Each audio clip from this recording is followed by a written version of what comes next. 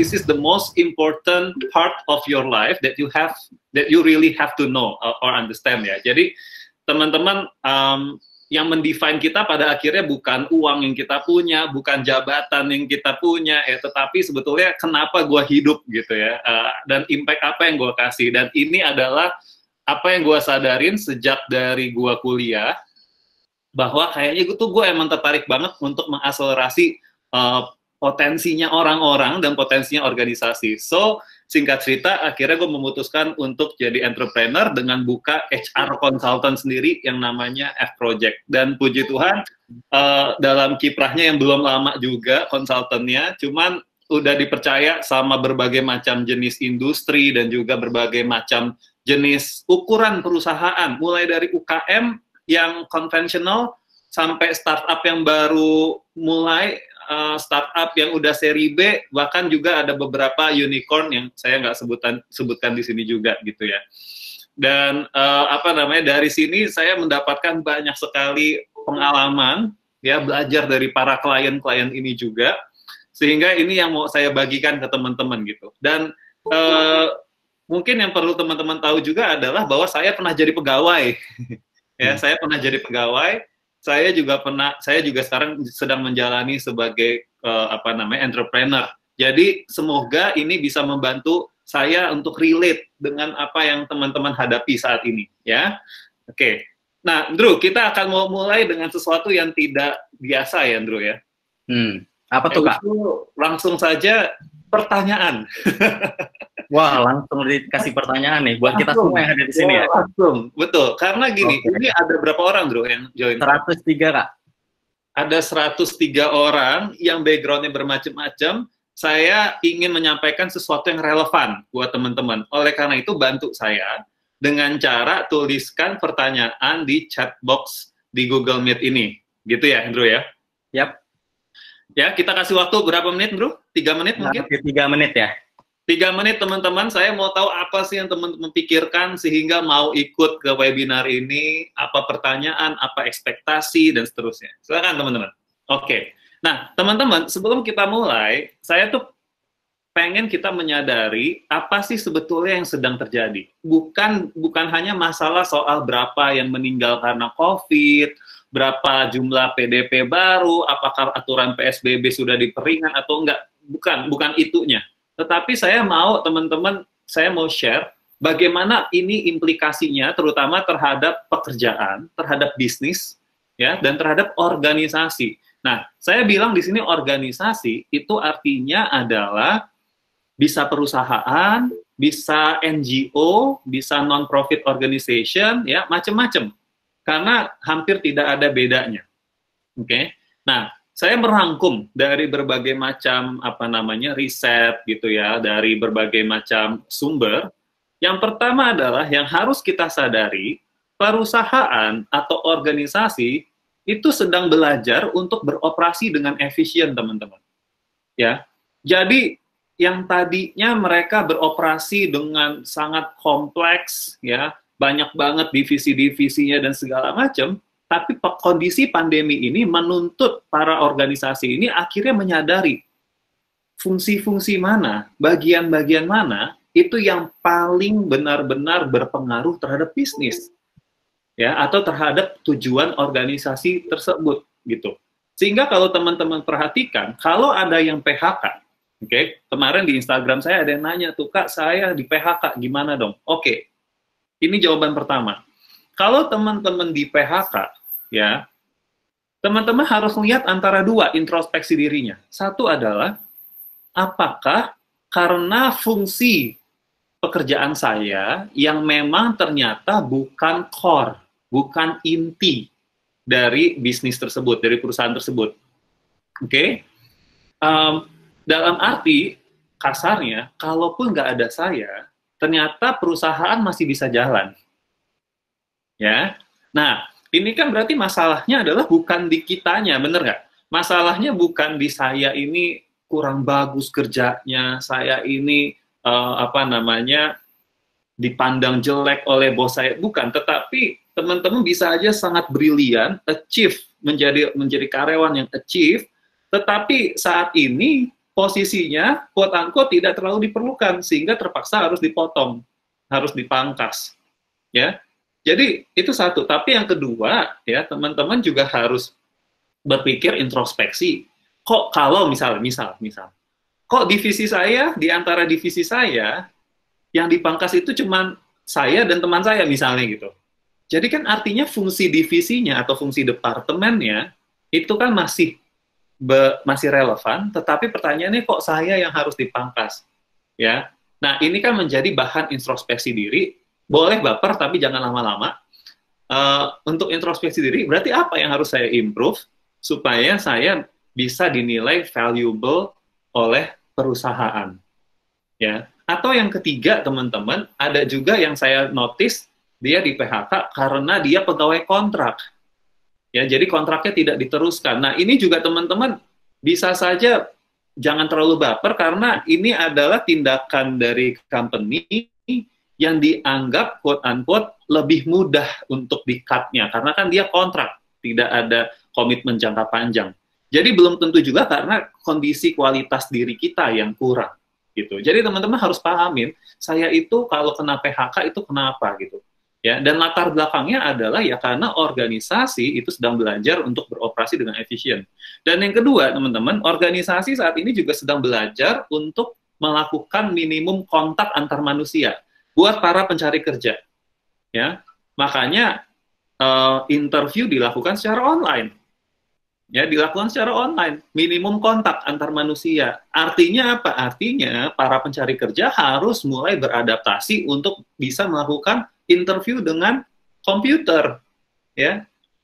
Apalagi kalau ternyata interviewernya nggak mau nyalain video. Nah, loh, ini kan sama aja kayak lagi ngomong sama komputer ya. Bahkan saya pun sebagai trainer, sebagai konsultan, itu seperti yang saat ini, persis sekarang. Ini saya nggak bisa ngelihat mukanya teman-teman loh. Yang saya lihat itu cuman slides. Jadi ini saya sekarang kayak lagi ngerasa ngomong sendiri. Dan padahal preferensi psikologi saya itu extrovert, yang dimana saya mendapatkan energi dari orang lain, dari orang yang ketika saya bicara, lalu orang tersebut misalkan mengangguk-ngangguk, gitu ya. Lalu orang tersebut tertawa, ya, menunjukkan respon positif. Nah itu saya dapat energinya. Tapi kalau saya mengandalkan itu nggak bisa. Jadi saya pun harus belajar untuk melakukan sesuatu dengan minimum kontak antar manusia, gitu ya. Nah inilah kenapa teman-teman harus menyadari ini, ya, sehingga nanti kita bisa tahu skills apa atau hal-hal apa yang harus kita adaptasi dalam diri kita. Nah, berikutnya lagi, otomasi. Otomasi ini banyak sekali sudah kita omongin bahkan sebelum COVID, ya, bahkan sebelum COVID. Tapi sekarang semakin hebat lagi badai otomasi, ya. Artinya apa? Teman-teman harus cek, kalau pekerjaan kalian sekarang itu sesuatu yang repeatable, sesuatu yang berulang terus, atau pekerjaan kalian adalah sesuatu yang mudah diprediksi, artinya bisa dengan mudah digantikan oleh komputer, ya. Nah, ini udah harus jadi alert. Oh, jangan-jangan sebentar lagi saya akan diotomasi. Oke. Ya, ini cara untuk mengukurnya. Apakah saya terancam otomasi atau tidak. Yang berikutnya adalah perusahaan pun sekarang juga sedang mengurangi resiko kesulitan mendapatkan bahan baku karena jarak geografis. Jadi kalau kita kan sudah pernah mengalami masa di mana sepertinya jarak geografis itu tidak lagi masalah ya. Tiket makin murah, betul ya, tiket pesawat makin murah, hotel makin banyak pilihan ya, dan seterusnya. Tapi sekarang jarak kembali hadir. Jarak geografis kembali hadir. Artinya apa? Organisasi pun akhirnya banyak nanti yang akan mencari bahan baku, saya mau produce, saya mau ciptakan dari lokal deh. Supaya lebih mudah untuk saya mendapatkan bahan baku. Nah, saya cerita begini supaya teman-teman mungkin ada yang merasa relevan dan itu bisa jadi ide bisnis, gitu ya. Yang selama ini mungkin perusahaan ngambilnya dari China, ngambilnya dari negara lain, ya. Sekarang mereka akan berusaha mendiversifikasi resiko dengan cara memprovide supply chain atau bahan baku itu dengan kondisi lokal, ya. Bagi yang mungkin ada di bidang agriculture atau petani dan sebagainya, ini jadi kesempatan gitu, karena mereka akan berusaha mencari bahan baku dari Indonesia gitu. Dan terakhir adalah organisasi juga bahkan belajar untuk menyesuaikan bisnis proses dan bisnis model. Contohnya gini, teman-teman sering lihat berita nggak bahwa sekarang pesawat maskapai komersial akhirnya beralih kemana? Andrew, ini nggak aware nggak? Akhirnya mereka beralih kemana, Andrew? Ke logistics kargo gitu ya, Kak? Exactly. Saya punya teman itu pilot wanita, oh keren ya. Nah, teman saya yang pilot wanita ini apa namanya? Saya tahu dia akhirnya terbang lagi, ya dia akhirnya terbang lagi. Terus saya tanya gitu, gimana sama penumpangnya? Terusnya dia bilang gitu, wah, gue sekarang akhirnya ngangkut barang, Sam, kata dia gitu. Oh gitu, oke. Ya sudah gitu. Bagi dia ya nggak masalah, sama-sama pesawat juga kok ya. Nah, itu bisnis model. Nah, bisnis proses. Itu berarti, sorry potongnya Kak ya, tapi itu berarti kayak komitmen untuk membuat sebuah produk lain baru gitu ya Kak ya? Dengan situasi yang seperti ini, tapi bagaimana sih cara mengambil kesempatan walaupun ada situasi dengan berbagai macam restriction-nya begitu, hambatannya, tapi tetap ada nih kesempatan yang bisa dipakai. Betul. Nah, nanti kita bahas gimana cara mendapatkan kesempatan itu ya, atau mengidentifikasi. Nah, bisnis proses. Jadi kalau teman-teman yang masih kerja di kantor, coba perhatiin deh, ada nggak proses-proses di kantor itu yang mulai berubah? Yang salah satu yang saya notice adalah, saya sebut merek aja nggak apa-apa ya, Indomaret. Indomaret atau Alfamart ya, nggak tahu lah salah satunya, kayaknya Indomaret deh. Ada yang pernah lihat videonya Indomaret sekarang bikin apa? Proses apa yang berubah? Ada yang pernah lihat videonya? Boleh langsung unmute, terus saya ngomong deh. Apa yang berubah dari salah satu proses yang terjadi di Indomaret? Drive-thru? Exactly. Siapa tuh yang jawab? Saya nggak bisa lihat mukanya. Siapa namanya? Sorry. Ya, betul. Drive-thru. Ya, sekarang untuk lokasi Indomaret yang dia punya 2 sisi terbuka, dia akhirnya pakai drive-thru. Kenapa? Karena organisasi Indomaret belajar untuk bagaimana cara meminimalisir kontak antar manusia, kan gitu. Ya, sehingga ada bisnis proses yang berubah. Kalau ada bisnis proses yang berubah, ada bisnis model yang berubah, skills-nya jadi berubah nggak yang diperlukan? Berubah. Jadinya sekarang kalau Indomaret sekarang pakai drive-thru, berarti sekarang pegawainya itu harus punya skills apa, teman-teman? Salah satunya yang gampang. Harus punya skills untuk lebih cepat, salah satunya itu, untuk melayani. Karena yang di sini ngomong, yang di sana harus lebih punya skills untuk fokus, salah satunya. Karena yang di sini ada drive-thru, entar dia ngelayanin apa, segala macam. Dia harus ngambil, dia merangkap jadi kasir, dia merangkap jadi ini, segala macam. Karena juga secara jumlah pegawai juga nggak boleh banyak-banyak ya. Jadi makin harus dituntut multitasking, begitu ya. Terusnya sama tadi, kalau yang tadi pesawat ya, yang biasanya saya nggak nyontohin ini pesawat ya, saya contohin restoran. Restoran, saya punya teman, dia punya bisnis restoran, ini restoran mewah teman-teman ya, restoran hits di Jakarta. Kalau lihat di Instagram saya sering tuh saya mention di story saya. Yang dimana orang itu biasanya datang ke restorannya bukan hanya karena makanan ya, makanannya memang enak, tetapi juga karena suasana yang mau diciptakan ya. Lalu yang menarik adalah kan nggak bisa lagi orang datang ke restoran, sehingga dia merubah bisnis prosesnya jadi delivery kan gitu ya, jadi delivery. Lalu dia juga nggak mau supaya pelayan-pelayannya ini kehilangan pekerjaan, maka pelayannya harus melakukan apa? Yang nganterin sendiri, pakai motornya masing-masing. Jadi dia nggak pakai jasa delivery, tetapi dia menggunakan pelayan-pelayannya untuk mengantarkan. Nah, ketika mengantarkan, yang menarik adalah waktu nyampe ke rumah saya, itu yang nganterin itu benar-benar tetap attitude-nya sebagai pelayan restoran, selayaknya ada di restoran. Silakan Pak Samuel, terima kasih sudah pesan gitu loh. Ya maksudnya kalau orang jasa delivery kan nggak begitu ya caranya. Nah, jadi dia tetap mengkombinasikan skills melayaninya, hospitality-nya, ditambah dengan skills untuk delivery gitu ya, skills cari jalan, skills baca peta, dan seterusnya. Jadi ada hal-hal kecil mungkin, tapi sebetulnya signifikan yang harus kita sesuaikan. Nah, yang menarik lagi adalah teman-teman harus menyadari bahwa sekarang organisasi atau perusahaan kita itu semakin menyadari pentingnya succession planning. Ada yang tahu nggak succession planning itu apa? Rencana atau strategi dibuat untuk mengembangkan skala potensi gitu, Pak. Ya, betul. Yang lebih lengkapnya adalah succession planning itu adalah bagaimana kesiapan organisasi atau perusahaan untuk mencetak pemimpin berikutnya. Ya. Nah, sekarang kan teman-teman perhatiin nggak? Banyak juga pemimpin-pemimpin perusahaan atau bahkan pemimpin organisasi government organization dan seterusnya yang tiba-tiba kena COVID, ya of course dia jadi nggak bisa kerja kan gitu. Nah, pertanyaannya adalah apakah ada pemimpin baru yang mampu untuk menghandle pekerjaannya dia, untuk mampu menghandle perannya dia.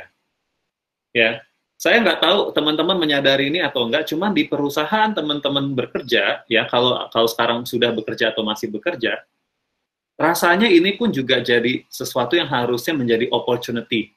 Bagi kita yang belum mempunyai kesempatan memimpin, lalu suatu saat misalkan bos kita amit-amit, bukan doain ya amit-amit ternyata bos kita mungkin saudaranya, keluarganya, atau dirinya sendiri itu lagi sakit. Nah, ini opportunity untuk kita untuk memperlihatkan kita punya leadership, kita punya kemampuan untuk membantu leader kita yang sedang sakit untuk take care dia punya kerjaan. Ya. Dan pertanyaannya juga adalah buat para pemilik usaha di sini ya, atau tadi ada yang bilang mau belajar HR gitu, metode HR. Ya pertanyaannya adalah coba lihat ke organisasi masing-masing gitu. Kalau saya sebagai leader atau sebagai owner pelaku usaha misalnya itu sedang sakit, siapa yang bisa gantiin saya? Oke. Yang berikutnya juga adalah yang teman-teman harus pahami, era digitalisasi itu sekarang semakin dipercepat. Dari dulu emang udah ada, cuman sekarang makin dipercepat. Ada yang lucu nih, ada meme gitu ya, joke yang bilang gini, percuma hire konsultan ternama mahal-mahal untuk membantu digital culture di perusahaannya. Ternyata dengan COVID, semua perusahaan sekarang punya digital culture. Ya, perusahaan kecil, perusahaan besar, perusahaan konvensional, perusahaan negara. Ya, saya dapat sharing dari teman-teman saya yang kerjaannya itu berelasi dengan government agency gitu ya, dengan organisasi government. Dia bilang dulu ya, gua minta approval ini aja ke agency ke organisasi pemerintah ini, susahnya bukan main, harus ketemu, janjian meeting. Wah, thanks to COVID kata dia. Karena sekarang gua by email aja bisa toh, dan gua bisa email langsung ke atasannya, nggak harus lewat bawahannya dulu segala macem. Nah, era digitalisasi yang semakin dipercepat ini pun jadi opportunity. Kalau kita mau untuk connect dengan orang, jadinya nggak banyak layernya, nggak harus janjian meeting dan seterusnya. Ya. Lalu, nah ini juga teman-teman jangan sampai kita punya negativity bias atau over optimis ya. Negativity bias itu gini, begitu kita melihat sesuatu yang negatif, lalu kita langsung berpikir bahwa seluruh dunia ini sedang negatif. Nanti saya akan kasih beberapa fakta bahwa ternyata tidak semua industri mengalami kemunduran. Mungkin teman-teman juga sudah menyadari ini. Tetapi mari kita perkuat dengan fakta-fakta dari riset-riset yang bisa dijadikan acuan. Ya. Oke, Andrew, so far lo ada kepikiran apa dari apa yang gue jelasin? Kalau yang ku dengar ya Kak, betul itu tadi ada negativity bias sih. Maksudnya kalau misalnya kita dengar atau nonton berita gitu, sekarang semuanya yang negatif mulu gitu ya. Rasanya kayak kesempatan kita itu makin sedikit gitu. Betul. Yang kita bisa lakukan tuh kok kita rasanya nggak berdaya. Tapi setelah ngedengerin tadi penjelasannya Kak Sam bahwa semua industri itu pun juga berubah, beradaptasi, itu kuncinya ya. Yes. Dan pentingnya adalah kita harus bisa melihat situasi itu tadi Kak. Betul. Ini histori, sejarah sudah membuktikan bahwa kan kondisi seperti ini, secara dunia ya, secara global, kondisi seperti ini yang mirip dalam arti resesinya, itu kan mirip ketika kita selesai Perang Dunia II. Ya, jadi setelah Perang Dunia II, mungkin sebagian besar dari kalian, ya tentunya belum lahir lah ya. Saya juga. Ya, Perang Dunia II, habis itu kondisi ekonomi dunia ini seperti inilah. Tapi yang menarik dari histori yang ada adalah ternyata ada beberapa company yang bisa bounce back. Bahkan akhirnya dia bounce back dengan cepat dibanding pesaing-pesaingnya, dan dia bahkan tiba-tiba menjadi jagoan baru gitu loh. Jadi pemimpin baru di industrinya. Nah, ini kan artinya it really depends on how we respond. Bener nggak? Begitu juga kita sebagai manusia. Mungkin sekarang kita lagi terpuruk. Mungkin sekarang kita lagi merasa kita kalah dari teman-teman kita. Mungkin kita merasa sekarang saya hanya sedang survive. It's okay. Tetapi ini tidak menjamin, tidak menentukan bahwa ketika kondisi menjadi COVID, kita sudah memenangkan COVID, itu artinya saya akan terus berada di bawah teman-teman saya misalnya gitu ya, atau saya berada di posisi survive. Enggak, bisa aja setelah COVID ini selesai, teman-teman justru jadi pemenang gitu. Teman-teman justru jadi melejit dibandingkan orang-orang lain yang tidak meresponnya dengan tepat gitu. Ya. Jadi ini aplikasinya bisa ke organisasi, bisa juga ke individu. Ya karena kenapa sih organisasi yang saya bilang itu bisa melejit? Ya karena orang-orang di dalamnya itu juga melejit kan gitu. Ya. Nah, jadi it really depends on how we respond, ya. Nah, ada juga yang menarik bilang, Kak, jadi arti kata melejit ini apa? Kalau saya pribadi sebenarnya lebih melihatnya adalah apakah kamu melejit lebih baik dibandingkan diri kamu sebelum COVID. Ya, jadi bukan membandingkan dengan orang lain. Bukan melejit itu bukan berarti kita dapat pangkat, dapat jabatan, ya, atau bahkan dapat salary raise. Itu hanyalah impact, itu adalah konsekuensi dari diri kita yang melejit, dalam arti kita improve ourselves. Ya, jadi fokus dari dibilang melejit adalah seperti itu. Nah, kata karir dalam konteks ini juga, saya mau teman-teman berpikir bahwa karir itu bukan hanya menggantungkan karir pada perusahaan yang tempat kita bekerja, bukan. Sudah saatnya kita mendefinisikan sendiri karir kita mau jadi apa. Baik karir dengan bekerja di organisasi orang lain atau perusahaan orang lain, atau kita bikin sendiri karir kita. Fun fact-nya lagi adalah, coba di sini cek ke kanan kirinya ya. Apakah semakin banyak kita temukan orang-orang yang punya usaha sampingan? Tiba-tiba sekarang semua orang jual makanan, bener nggak? Betul banget, Kak. Banyak banget kenalanku. Jual makanan, padahal mungkin dia belum di PHK atau nggak di PHK, mungkin karirnya baik-baik aja, bener nggak? Jadi sekarang setiap orang udah mulai bikin karir ladder-nya atau jenjang karirnya itu bisa aja karir independen, ya. Ini yang saya bikin sendiri, istilahnya influence-nya itu ada di saya. Ada juga karir yang oke, saya gantungkan ke perusahaan saya, tapi saya juga harus tetap punya peran untuk menitinya gitu ya. Jadi teman-teman bisa punya dua karir sekaligus, dan sekarang saya rasa juga perusahaan udah nggak bisa ngelarang gitu. Kalau dulu masih bisa ngelarang, kamu dilarang jualan ya kalau kamu jadi karyawan di sini. Dulu masih begitu. Sekarang nggak bisa gitu. Ya. Jadi apa itu kesannya kita mengurangi ketergantungan terhadap job security gitu kan yang ditawarkan misalnya perusahaan-perusahaan besar gitu? Ya betul, karena kan sekarang harusnya teman-teman menyadari ya bahwa kita nggak bisa menggantungkan income kita nggak bisa menggantungkan rasa aman kita kepada organisasi, bener nggak? Karena kita nggak pernah tahu apa yang akan terjadi gitu. Tapi kita harus tahu COVID tiba-tiba datang, tiba-tiba muncul juga ya Kak? Exactly. Dan ini kan satu virus ya. Kemarin saya dengar dari keluarga saya gitu, ya nggak tahu ini hoax atau enggak, saya juga nggak berani ini hanya contoh aja. Ini loh sekarang ada lebah yang mematikan. Ya, saya nggak tahu lah itu gimana gitu. Saya juga nggak mau menyepelekan, saya juga nggak mau ini. Ya udah kalau ada lebah ya saya menghindar gitu aja lah. Ya. Tapi makin aneh-aneh gitu loh nanti ke depannya mungkin. Ya. Sehingga kita nggak bisa menggantungkan diri ke orang lain atau ke perusahaan lain gitu. Ya. Bukan berarti saya ngajarin teman-teman untuk tidak fokus, ya.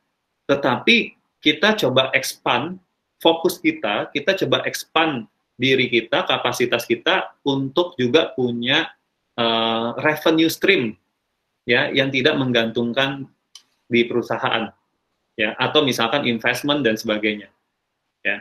Oke. Nah, tadi kan ada pertanyaan ya. Terus gimana dong caranya gitu ya? Sekarang saya akan kasih satu slide yang simple banget. Saya mulai dari know yourself ya teman-teman. Yang pertama kali yang harus kita lakukan, tipsnya adalah, teman-teman tuh harus kenal siapa diri kamu. Loh, emangnya saya nggak kenal ya? Banyak orang yang mengira dia mengenal dirinya, padahal enggak. Contohnya, kalau saya tanya, emang kamu bisa apa? Susah jawabnya. Bisa apa ya, Kak? Bingung. Entah karena orang Indonesia itu humble, ya, sangat rendah diri, rendah hati, atau memang dia nggak tahu gitu, dia tuh bagus di mana. Ya, nanti saya ceritain kenapa ini penting. Jadi, know yourself itu adalah teman-teman harus belajar untuk mengakui ke diri sendiri, saya itu bagusnya di mana. Nah, bagusnya itu bukan di-compare ke orang lain, bukan. Tapi di-compare ke keahlian kita, keahlian lain yang ada di diri kita. Contoh ya, misalkan saya, Samuel. Samuel itu, saya merasa saya bisa untuk berbicara di depan umum, public speaking. Oke. Saya bisa juga kok nulis. Saya juga bisa kok, let's say, menghafal misalnya. Saya juga bisa berhitung. Tapi di antara 4 keahlian ini, keahlian saya yang paling menonjol itu yang mana? Jadi dibandingkannya adalah keahlian kita sendiri gitu ya. Nah, itulah baru yang namanya kita punya strength. Ya. Nah, kalau saya pribadi, kayaknya dibandingkan nulis dengan berbicara, saya lebih dominan keahliannya yang terlatih itu adalah berbicara. Ya. Sehingga nanti ini dijadikan modal. Jadi yang namanya modal itu adalah yang paling gampang modal dari diri sendiri, yaitu keahlian. Oke, keahlian saya adalah mendesain grafik desain 2D dibandingkan 3D misalnya. Ya udah, ingat-ingat itu, catat. Oke, berarti ini modal pertama saya. Nah, kedua, kalau kita mau mengenal diri kita tuh jangan terjebak sama occupation. Occupation itu pekerjaan kita. Kita fresh graduate, kita anak kuliahan, saya manajer A, saya orang sales, saya orang admin, saya orang customer service. Nggak bisa dijadikan sebagai cara untuk mengenali diri. Kalau misalkan saya tahu saya bisa berbicara, ya berbicara di depan umum, nanti kita bisa menyesuaikan. Jadi sebenarnya sekarang saya bisa kerja apa ya kalau saya bisa berbicara? Tebak-tebakan ya teman-teman. Coba nih teman-teman pikirkan. Kalau ada orang dia jago berbicara, ya, lalu dia juga jago untuk menganalisa data misalkan atau menganalisa angka. Kira-kira dengan kekuatan dia dua itu kalau digabungin, ya, kira-kira dia bisa jadi apa teman-teman? Andrew mungkin bisa pancing dulu. Menurut lo gimana? Ada yang jawab motivator tuh, Kak. Ada yang jawab sales marketing. Ada jawab marketing. Betul, bisa jadi sales, bisa jadi motivator, betul ya? Jadi kan artinya occupation-nya dia bisa career shift nggak? Bisa kan? Bisa, karena dia melihatnya saya itu punya strength apa. Kalau dia terpatok saya itu orang jualan, maka dia nggak akan punya career shift gitu.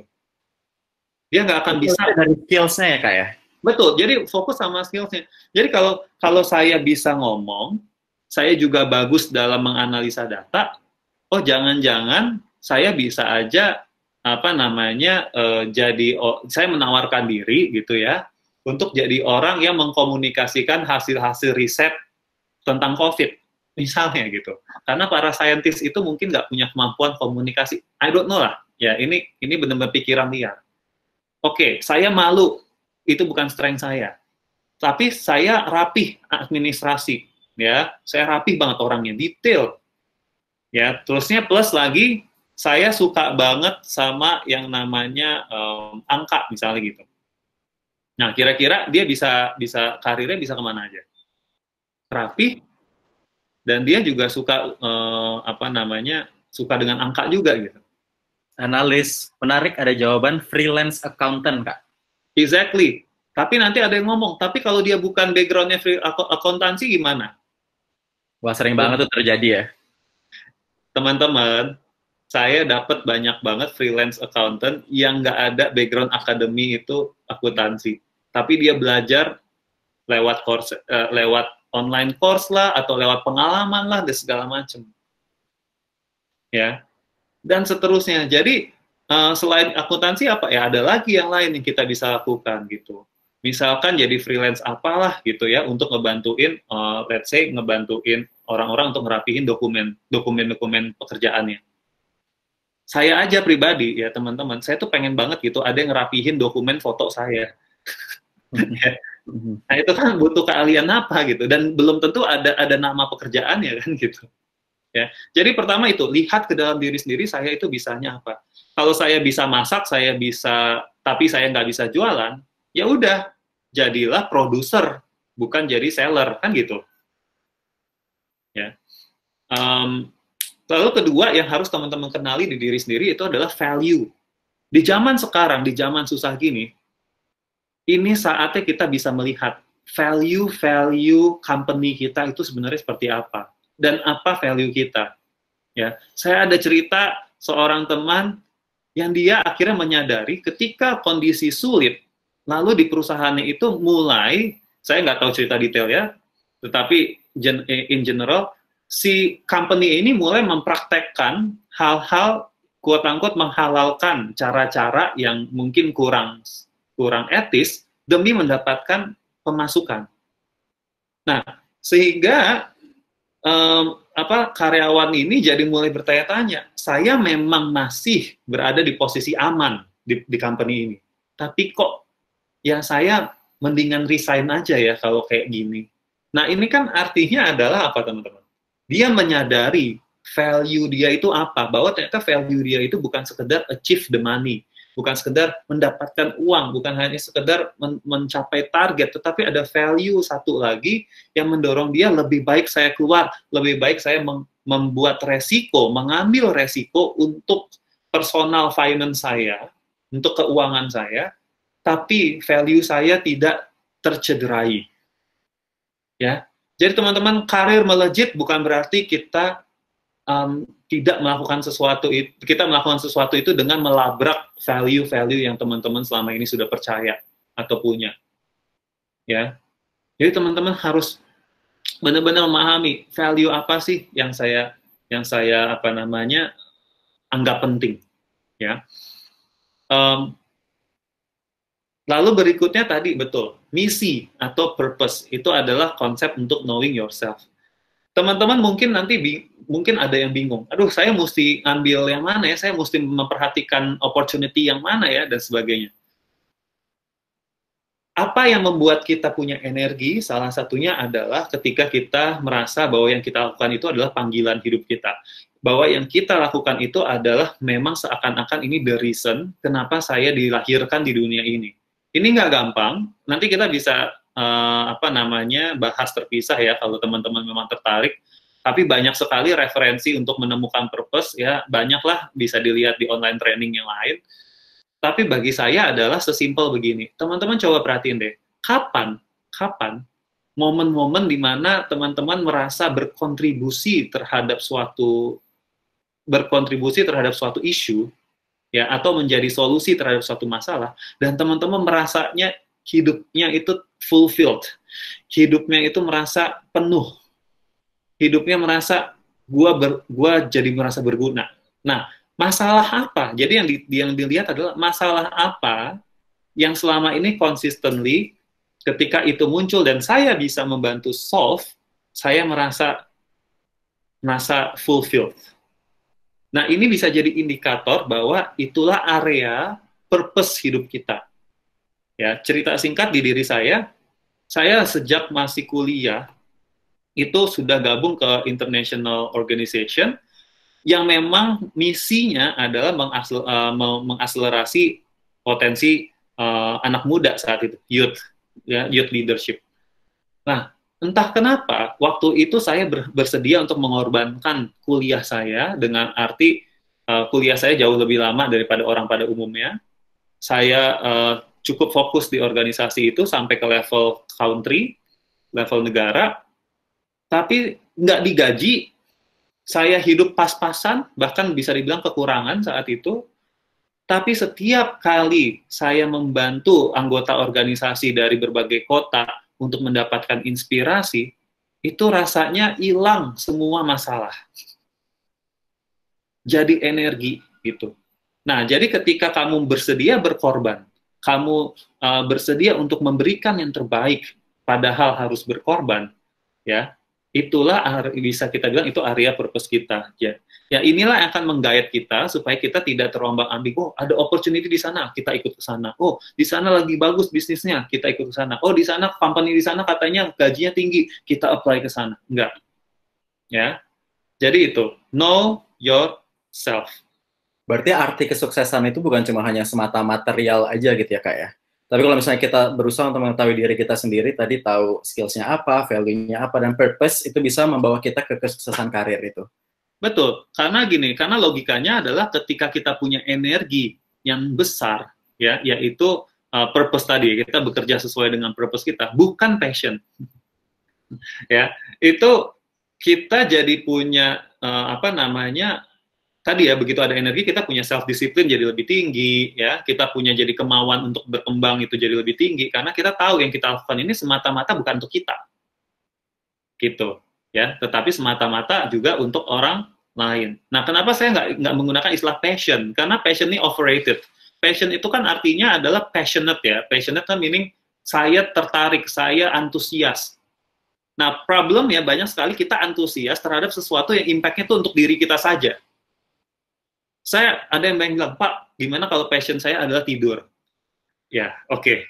Impact-nya ke orang lain ada nggak? Nggak ada. Oke, berarti itu ya susah untuk dijadikan patokan gitu. Kebanyakan orang bilang passion-nya apa? Gaming. Ya oke, gaming, tapi impact-nya apa? Purpose-nya kamu dari gaming itu apa? Makanya banyak gamers-gamers yang udah sukses, karena dia put purpose di dalam game itu, di dalam aktivitas gamingnya itu. Gitu. Jadi bukan masalah game ya, tapi adalah bagaimana kita melihat sesuatu itu sesuai dengan purpose kita dan punya impact ke orang lain, gitu, ya.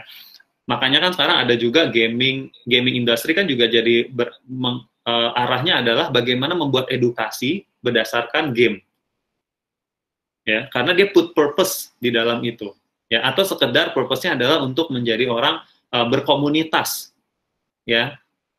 Mungkin nanti suatu saat jadi game itu jadi pemersatu bangsa ya.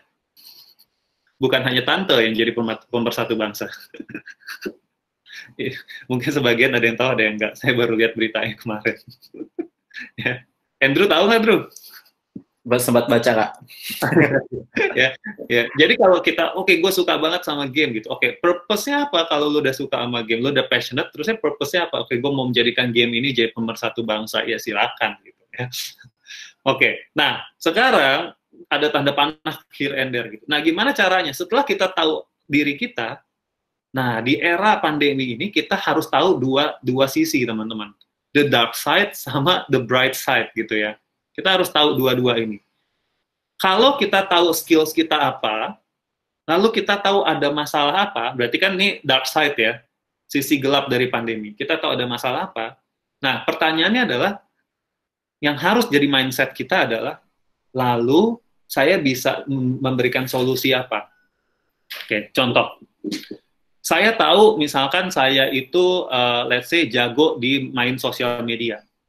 Pekerjaan saya padahal misalnya akuntan. Oke. Lalu saya tahu dark side-nya. Dark side-nya adalah perusahaan saya lagi struggling untuk jualan. Oke. Sehingga posisi akuntan pun sebenarnya ya butuh nggak butuh lah. Tapi beruntungnya saya masih dipertahankan. Mindset kita adalah apa yang bisa saya contribute kepada company saya supaya saya membantu company saya melalui dark side ini. Oh, saya kan jago sosial media ya. Oke, saya tawarin deh, walaupun saya akuntan, ya, saya akan tawarin ke bos saya, ke pemimpin company saya, Pak, mau nggak saya bantuin untuk jualan di sosial media? Padahal kamu bukan orang sales gitu. Nah, inilah irisan itu tuh contohnya itu. Ya. Jadi itu contoh irisannya. Nah, ada lagi nih, ini cerita real. Di awal-awal pandemi, teman saya lagi cerita ya, kan banyak yang cerita, banyak yang nanya. Sam, dia itu kerjaannya adalah UX. UX tahu nggak ya teman-teman ya? User experience ya, UI UX gitu. Ya, intinya itu adalah dia mendesain, dia backgroundnya desain grafis, tetapi khusus mendesain apa namanya interface ya, interface dari aplikasi atau web. Nah, ini adalah dream jobnya dia. Jadi dia waktu sebelum masuk ke perusahaan ini, dia tuh memang mau shifting karirnya dari graphic designer, jadi UI UX designer. Bagi dia itu adalah kenaikan karir. Nggak salah, ya. Nah, tapi karena pandemi ini, lalu dia tiba-tiba diminta oleh perusahaan untuk balik ke graphic designer. Lalu dia curhat ke saya, Sam, gue merasa mundur karir gue. Gue udah capek-capek mau dapat jadi UI UX designer, tapi sekarang gue balik lagi ke graphic designer. Oke. Pertanyaan gue ke dia gitu ya, emang UI UX designer yang lo kerjain sekarang, impact-nya ke perusahaan itu seperti apa? Impact-nya langsung nggak di masa pandemi ini? Nggak juga sih, karena UX yang gue bikin itu UX untuk internal dashboard. Jadi yang dipakai itu hanya untuk internal dashboard, hanya untuk orang-orang internal, ya, bukan untuk customer. Oke, jadi nggak ada direct correlation, nggak ada direct impact dari yang dia kerjakan kepada apa yang dibutuhkan company saat itu. Padahal dia tahu bahwa dark side-nya company ini emang lagi mau nge-boost jualan, karena dia lagi susah banget jualan. Nah, terus gue tanya, kalau lu jadi graphic designer, kira-kira impact-nya kepada company apa? Ya, lalu dijawab, ya nanti itu hasil desain gua, itu di-post di sosial media Instagram buat jualan, Sam. Nah, yang mana yang lebih berimpact secara langsung kepada kebutuhan company saat ini? Kan jadi graphic designer, bener nggak teman-teman? Ya kan? Nah, sehingga ini kan harusnya opportunity. Dia bisa kok. Graphic designer dia bisa. Dan dia tahu bahwa kalau dia melakukan ini, itu akan membantu company untuk melalui masa-masa kelamnya secara langsung. Ya. Nah, maka advice saya adalah, go! Kerjakan dengan sungguh-sungguh. Ini kesempatan untuk kamu dapat panggung. Nanti saya akan balik ke situ. Ini kesempatan untuk dapat panggung. Ya, sehingga gini, kalau teman-teman berada di situasi di posisi ya di mana mau kerja sebagus-bagusnya kayak saat ini, itu nggak bakal diperhatiin, itu mungkin aja teman-teman. Kenapa? Karena perusahaan kan lagi fokusnya apa? Penjualan, mengurangi resiko, sama efisiensi kan gitu ya. Mostly itu perusahaan lagi fokusnya 3 ini, efisiensi, jualan, sama mengurangi resiko kesehatan, resiko collapse dan segala macam. Kalau pekerjaan kita sekarang, walaupun kita masih aman, tapi kita melihat tidak ada hubungannya dengan itu, dan kita harus cari cara gitu untuk melejit. Kita harus cari cara apa yang bisa gua contribute lagi ya ke perusahaan. Oke. Keluar dari zona nyaman ya Kak? Iya, keluar dari stigma bahwa saya hanya mengerjakan sesuai dengan title saya. Ya, Andrew sekarang title-nya apa di Caliber? Associate Manager, Kak. Untuk apa? Di bidang apa? Activation. Management. Activation ya, brand activation ya. Oh, betul. Betul kan? Brand activation. Nah, walaupun Andrew punya title brand activation ya, role-nya di brand activation, tapi kalau misalkan ternyata Andrew merasa punya skills, punya keahlian untuk let's say ngebantuin ngitung cost efficiency atau enggak sales projection misalnya gitu, ya be it gitu loh.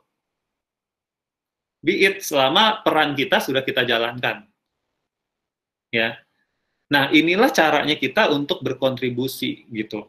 Dan ini yang membuat kita jadi melejit. Ya. Jadi jangan puas teman-teman hanya dengan yang penting gue aman sekarang gitu. Jangan puas dengan itu gitu.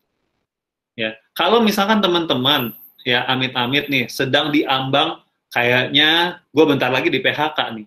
Nah, buru-buru untuk pikirin, oke, gue bisa kontribut apa ya? Sebelum gue diminta untuk mengundurkan diri atau sebelum gue di PHK, ajukan dulu ke company. Oke, gue tahu company bayar gue, dan gue pengen juga berkontribusi ke company. Ini yang bisa gue ajukan. Caranya gimana? Tadi, cari tahu pain point atau masalah yang dihadapi company ini sekarang apa sih? Gimana saya caranya bisa untuk contribute? Ya, makanya kita harus tahu kekuatan kita apa. gitu. Apa yang bisa kita lakukan, apa yang kita senangi juga untuk lakukan, ya. Oke. Nah, kalimat tadi yang jangan cepat puas itu menjadi kalimat kunci sih Kak sebenarnya ya. Betul. Karena kalau misalnya kita udah cepat puas, sudah merasa aman dengan situasi kita yang sekarang ada ini, maksudnya orang lain yang juga ada dalam situasi yang sama dan berusaha untuk upskilling, kalau misalnya mereka berhasil dan kita masih tetap di situasi, di posisi yang sama sebelum COVID ini terjadi, adanya kita kalah ya Kak ya? Ya, betul. Betul. Ya. Kalau misalnya dari tadi kita dengar tuh Kak, yang dari diagram ini ya, itu kan semua berasal dari refleksi kita nih, refleksi kita sebagai pribadi, sebagai profesional. Tapi seringkali di luar sana itu, faktor eksternal itu juga sering menghambat pertumbuhan kita. Misalnya kolega, beberapa tadi aku juga ngelihat ada generational gap ya. Menarik nih. Contoh gini ya teman-teman. Sekarang salah satu kontribusi yang teman-teman bisa lakukan ya untuk perusahaan teman-teman adalah membantu para orang tua untuk mengoperasikan semua digital tools. Ya, volunteering gitu, kayak apa namanya, sukarela, ajukan ke bos Anda. Saya mau dong Pak, kalau misalkan ada bos-bos di sana atau orang-orang tua di sana yang apa namanya, yang kesulitan untuk pakai online tools dan sebagainya, saya mau deh untuk benar-benar assisting dia, untuk nemenin dia, ya. Bahkan mungkin ada apa namanya, orang-orang di sana, pekerja-pekerja di sana yang misalkan perusahaannya bilang, yuk kita mau lebih banyak hiburan nih, kita nonton bareng yuk gitu, misalnya gitu kan, ada tuh kegiatan perusahaan seperti itu. Ya udah, kamu volunteer aja untuk membantu orang-orang untuk tahu gimana caranya pakai platform-platform ini gitu. Simple kan, tapi berkontribusi gitu loh. Ya. Jadi ketika tadi Andrew bilang, tapi ada juga masalah generation gap. Nah, setiap kali ada masalah, disitulah ada opportunity untuk kita melejit. Prinsipnya simpelnya gini teman-teman, semakin banyak masalah, semakin besar opportunity kita untuk menjadi solusi. Ya, semakin besar opportunity kita untuk berkontribusi. Teman-teman coba bayangkan hidup di masa atau di zaman tidak ada masalah sama sekali. Terus kita mau ngapain? Tidak akan ada produk yang laku kan gitu ya. Karena semua masalah sudah di-solve. Kalau teman-teman perhatikan, semua bisnis yang sukses, semua perusahaan yang sukses, sebetulnya simple kok kuncinya satu. Mereka menjawab masalah. Mereka menjadi solusi untuk masalah. Jadi ke diri kita sendiri kita tanyain nih, sekarang kita udah jadi solusi nggak untuk masalah? Pertanyaannya, masalahnya siapa? Nah, ada yang bilang, Kak, gimana kalau kita udah mengajukan diri tapi tidak diberikan kesempatan oleh company? Berarti kita cari aja masalah lain, kan gitu. Masih banyak kok masalah di luar sana. Ya, kalau misalkan organisasinya tidak ideal, wah company saya nyebelin banget nih Kak, pokoknya gitu. Ya udah, strateginya bisa juga, ya udah deh, saya di company ini untuk mendapatkan basic salary, untuk mengamankan financial saya, tetapi saya nggak mau berhenti di situ. Saya mau jadi solusi untuk masalah di luar company saya. Gitu dong pikirannya gitu ya. Jadi teman-teman juga harus men-strategize ya. Kan kita juga nggak bisa hidup tanpa strategi gitu loh. Kalau di company yang nggak kasih kesempatan, jangan berhenti di situ. Cari masalah yang di luar yang menarik buat Anda, yang menarik karena itu panggilan gitu ya. Lalu coba solve. Ya. Oke. Yang berikutnya adalah knowing the bright side, itu juga bisa jadi opportunity. Ya. Bedanya adalah kalau yang knowing the bright side itu adalah kita tahu mana yang lagi naik, lalu saya bisa nggak ya ikut naik gitu. Jadi kayak nebeng lah, kayak nebeng. Ya. Kayak contohnya sekarang apa sih the bright side of